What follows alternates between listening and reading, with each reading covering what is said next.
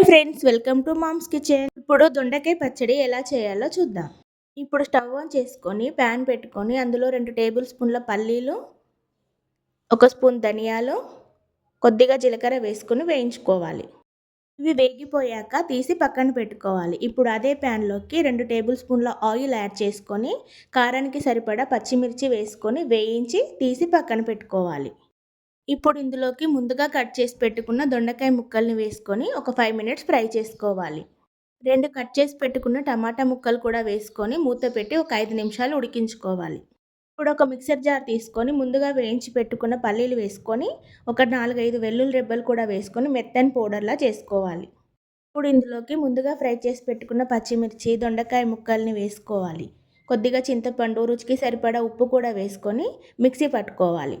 చాలా సింపుల్గా అయిపోతుంది. ఎంతో టేస్టీగా ఉంటుంది పచ్చడి. ఇప్పుడు పచ్చడి కోసం పోపుని ప్రిపేర్ చేసుకుందాం. ఇప్పుడు ఇంకో ప్యాన్ పెట్టుకొని అందులో 2 టేబుల్ స్పూన్ల ఆయిల్ వేసుకొని ఆయిల్ హీట్ అయిన తర్వాత శనగపప్పు, ఎండుమిర్చి, జీలకర్ర, ఆవాలు, కరివేపాకు, కొద్దిగా పసుపు వేసుకొని ముందుగా తయారు చేసి పెట్టుకున్న పచ్చడిని కూడా వేసుకొని బాగా కలుపుకోవాలి. ఈ పచ్చడి చపాతీలోకి, వేడివేడి అన్నంలోకి చాలా బాగుంటుంది. ఇంకా వారం రోజులు నిల్వ కూడా ఉంటుంది.